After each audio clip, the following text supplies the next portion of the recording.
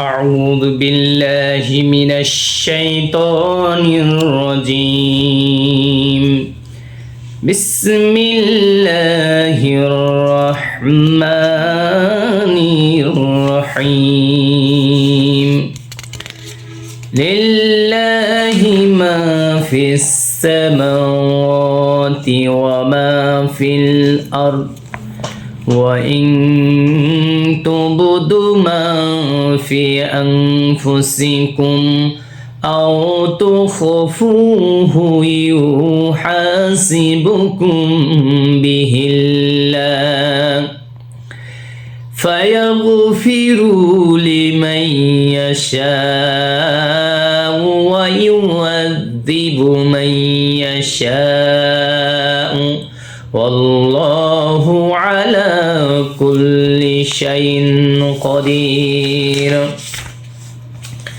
আসমানে আর জমিনে যা কিছু আছে আল্লাহ রব্বুল আলামিনের, তোমাদের অন্তরে যা কিছু আছে তা যদি প্রকাশ করো অথবা তা গোপন করো আল্লাহ রব্বুল আলামিনের কাছে তা হিসাব নেবেন। আল্লাহ রব্বুল আলামিন তা হিসাব নেবেন। আল্লাহ যাকে ইচ্ছা ক্ষমা করবেন এবং যাকে ইচ্ছা শাস্তি দিবেন। আল্লাহ সর্ব বিষয়ের পূর্ণ ক্ষমতাবান। আমানার রাসূলু বিমা উনজিলা ইলাইহি মির রাব্বিহি ওয়াল মুমিনুন কুল্লুন আমানা বিল্লাহি ওয়া মালাইকাতিহি ও কুতুবিহি ওয়া রাসূলিহি লা নুফাররিকু বাইনা আহাদিম মির রাসূলিহি ওয়া ক্বালু সামি'না ওয়া আতা'না গুফরানাকা রাব্বানা ওয়া ইলাইকাল মাসির। রাসূল সাল্লাল্লাহু আলাইহি সাল্লাম বিশ্বাস রাখেন তার প্রতিপালকের পক্ষ থেকে যা অবতীর্ণ হয়েছে তার উপর, আর মুমিনগণ সকলেই বিশ্বাস রাখে আল্লাহর প্রতি এবং তার ফেরেশতাগণের প্রতি, তার কিতাব সমূহের প্রতি এবং তার রাসূলগণের প্রতি। এর মর্মে যে আমরা রাসূলের মধ্যে কাউকে কোনো পার্থক্য করি না এবং তারা বলে আমরা শুনেছি এবং মেনে নিয়েছি। হে আমাদের প্রতিপালক, তোমার নিকট ক্ষমা চাচ্ছি এবং তোমার দিকেই প্রত্যাবর্তন করতে হবে।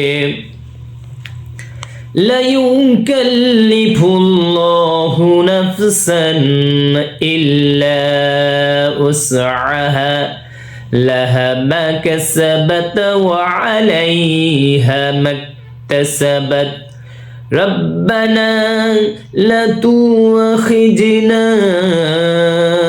إن نسينا أو أخطأنا ربنا ولا تحمل علينا إصرا كما حملته على الذين من قبلنا ربنا